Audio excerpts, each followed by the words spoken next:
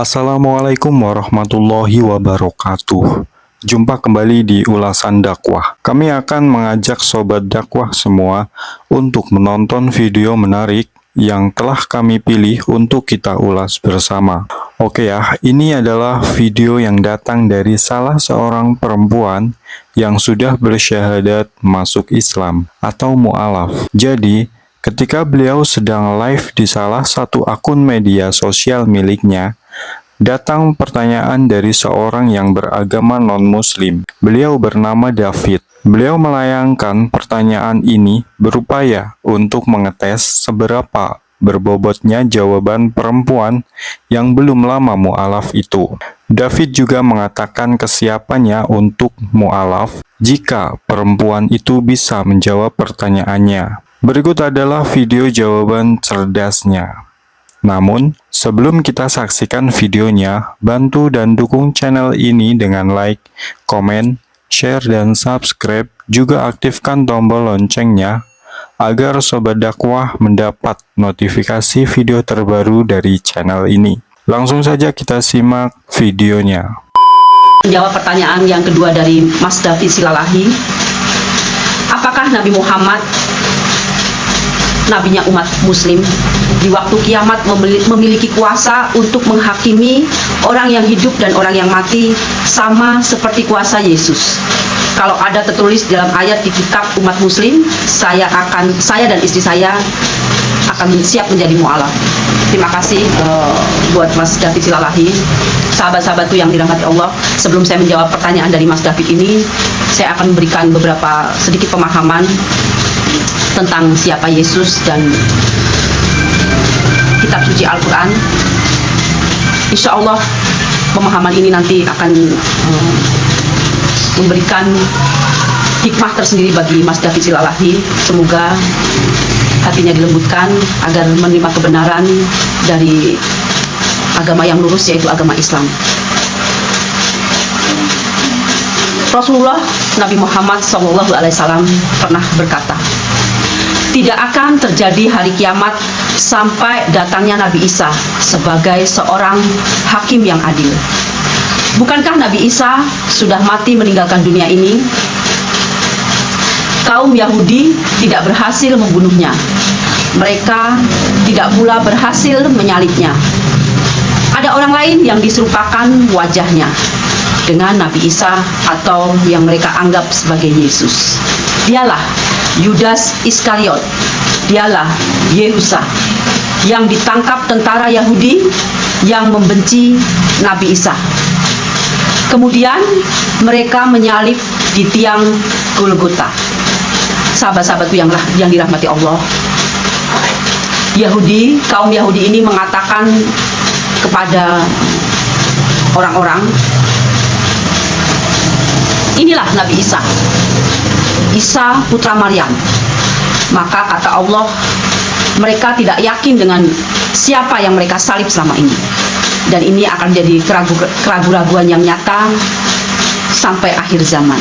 Sahabat-sahabatku yang dirahmati Allah, pada tahun 324, tepatnya di sebuah kota di Nisea, ini adalah kota di bagian negara Turki yang sekarang sudah berubah namanya menjadi Istanbul. Pada tahun tersebut telah terjadi pertemuan para pendeta. Dan mereka, semua para pendeta bersepakat bahwa Nabi Isa atau yang mereka sebut dengan Yesus adalah anak Tuhan. Padahal semua itu tidak disebutkan di dalam kitab suci Injil. Tidak ada di dalam wahyu Allah. Dalam pertemuan para pendeta ini, mereka merubah kalimat-kalimat yang ada di dalam kitab suci sesuai dengan hawa nafsu mereka sendiri, sesuai dengan kemauan mereka sendiri. Mereka kaum Yahudi ini tidak berhasil membunuh Nabi Isa atau Yesus. Mereka kaum Yahudi ini tidak berhasil menyalib Nabi Isa. Sahabat-sahabatku yang dirahmati Allah, Allah mengangkat Nabi Isa atau Yesus ini. Nabi Isa putra Maryam ini belum meninggal. Allah mengangkatnya ke langit. Beliau belum meninggal sampai nanti menjelang hari kiamat. Sahabat-sahabatku yang dirahmati Allah, Nabi Muhammad pernah berkisah bahwa Nabi Isa ini akan turun menjadi pemimpin yang adil. Apakah Nabi Isa ini akan membawa syariat baru? Apakah Nabi Isa dengan turunnya Nabi Isa ini akan membawa ajaran yang baru? Tidak, tidak sama sekali. Nabi Isa atau yang mereka sebut selama ini Yesus akan menghidupkan sunnah-sunnah Nabi Muhammad, menjadi imam di masjid, mengajak orang-orang untuk sholat berjamaah, dan tentunya menegakkan syariat-syariat Nabi Muhammad. Nabi Isa, Isa putra Maryam atau yang mereka sebut selama ini dengan Yesus, datang untuk membatalkan syariat-syariat yang sudah dirubah oleh para pendeta tersebut. Dan ini diantaranya, salah satu diantaranya mereka, para Yahudi ini mengatakan bahwa Nabi Isa meninggal di palang salib. Hal ini dibantah di dalam kitab suci Al-Quran. Dan ini jelas diceritakan, dikisahkan dalam kitab suci Al-Quran bahwa Nabi Isa ini datang dan menghancurkan salib. Sahabat-sahabatku yang dirahmati Allah, maksud daripada Yesus atau Nabi Isa ini akan menghancurkan salib karena memang salib itu adalah kutukan.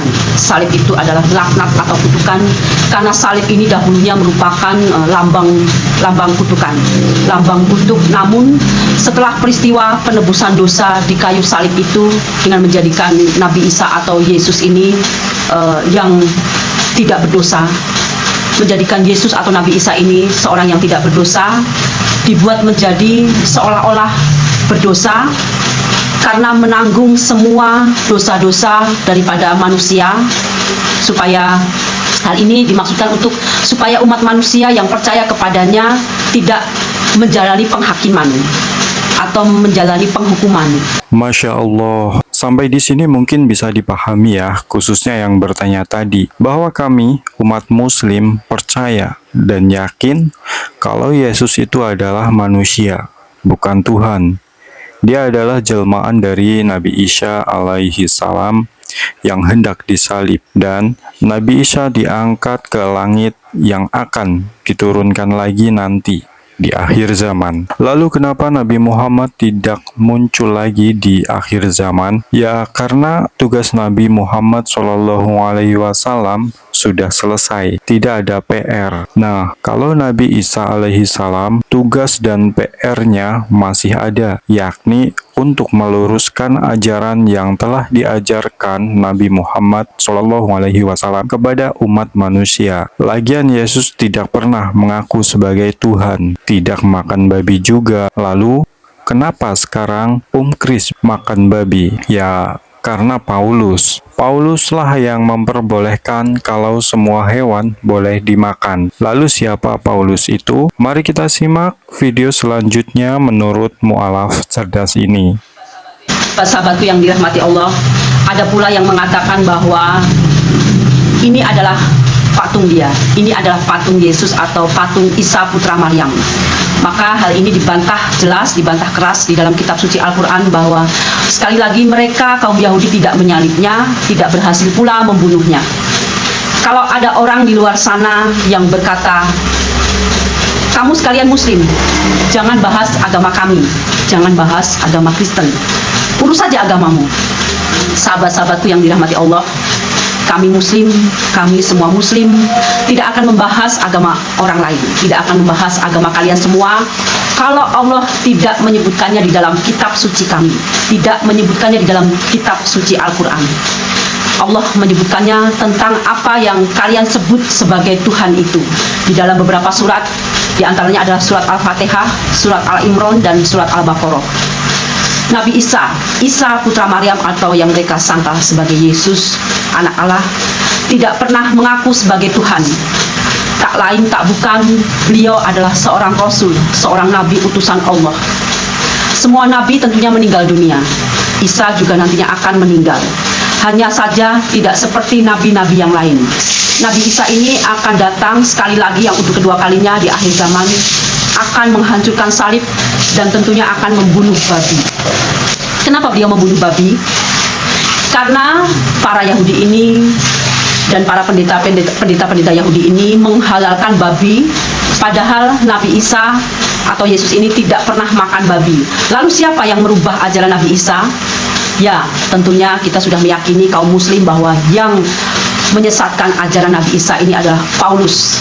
Paulus pernah berkata, sejak Isa disalib menebus dosa-dosa manusia, maka semua binatang dihalalkan. Banyak ajaran Nabi Isa atau Yesus, Isa putra Maryam ini yang diselewengkan oleh Paulus yang bernama Saul. Sahabat-sahabatku yang dirahmati Allah, Saul ini tidak pernah belajar kepada Nabi Isa. Beliau mengaku diangkat sebagai rasul oleh Nabi Isa, maka disebut namanya sebagai Rasul Paulus. Dia hanya mengaku saja. Sahabat-sahabatku yang dirahmati Allah dan kaum muslimin, kita sebagai umat muslim sangat meyakini apa yang terkandung di dalam kitab suci Al-Quran, dan ini sangat jelas dan rinci diberitakan di dalam kitab suci Al-Quran bahwa Yesus bukan Tuhan. Sahabat-sahabatku yang dirahmati Allah, hal ini pula dibantah keras oleh kitab suci Al-Quran bahwa Nabi Ibrahim bukan seorang Yahudi. Nabi Ibrahim bukan pula seorang Nasrani. Nabi Ibrahim adalah seorang Muslim. Beliau tidak mempersekutukan Allah. Sedangkan Yahudi dan Nasrani, mereka semua mempersekutukan Allah. Yahudi mempersekutukan Allah dengan mengatakan Uzair anak Allah. Nasrani mempersekutukan Allah dengan mengatakan Isa Al-Masih atau Yesus anak Allah. Sahabat-sahabatku yang dirahmati Allah, kita bukan mengkaji agama lain. Di sini kita semua muslim mengkaji kitab suci Al-Quran, kitab suci yang kita yakini selama ini, dan kitab suci Al-Quran ini yang bercerita tentang penyelewengan ajaran Nabi Isa. Penyelewengan ajaran Nabi Isa yang sudah diselewengkan oleh kaum-kaum Yahudi dan para pendeta tersebut. Sahabat-sahabatku yang dirahmati Allah, cukup sekian pemahaman dari saya. Sungguh ini adalah berita yang sangat luar biasa yang kita yakini di dalam kitab suci Al-Quran, dan kita imani siapa sebenarnya Nabi Isa atau yang mereka anggap sebagai Yesus anak Allah, dan mereka selama ini sudah menuhankannya. Tentu pertanyaan dari Mas David Silalahi ini saya anggap sungguh pertanyaan yang sangat bagus. Nanti di akhir zaman Yesus akan bersaksi kepada kalian semua menjadi hakim yang adil atas dirinya, karena sudah umat Kristen sudah menganggap beliau sebagai Tuhan, dan Yesus akan menolak hal tersebut. Dan inilah yang disebut dengan hakim yang adil. Beliau tidak akan mengakui bahwa beliau ini adalah Tuhan. Mas David Silalahi, sedangkan saya katakan di sini ini adalah pemahaman yang saya berikan. Mudah-mudahan Anda dilembutkan hati Anda. Insya Allah ini akan membukakan jalan pintu hidayah buat Anda. Dan saya katakan di sini, setiap muslim adalah orang yang berserah diri kepada Allah Ta'ala. Kita berserah diri kepada Allah, dan setiap muslim adalah meyakini bahwa Allah hanya satu. Tidak ada Tuhan selain Allah yang patut kita sembah dan patut kita ibadahi selain Allah. Dan Nabi Muhammad adalah utusan Allah. Dan kelak kita setiap muslim akan mendapatkan syafaat atau pertolongan dari Nabi Muhammad kelak di akhir zaman. Kelak di akhirat, bukan di akhir zaman.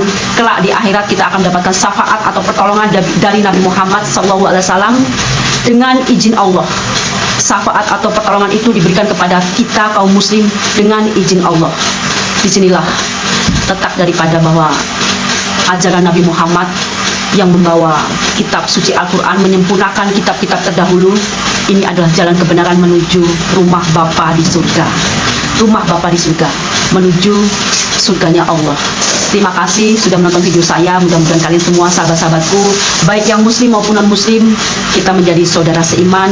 Mudah-mudahan kelak kita bertemu di akhirat. Mudah-mudahan kita menjadi hamba-hamba Allah, menjadi umat-umat Nabi Muhammad yang mendapatkan pertolongan dan syafaat dari beliau.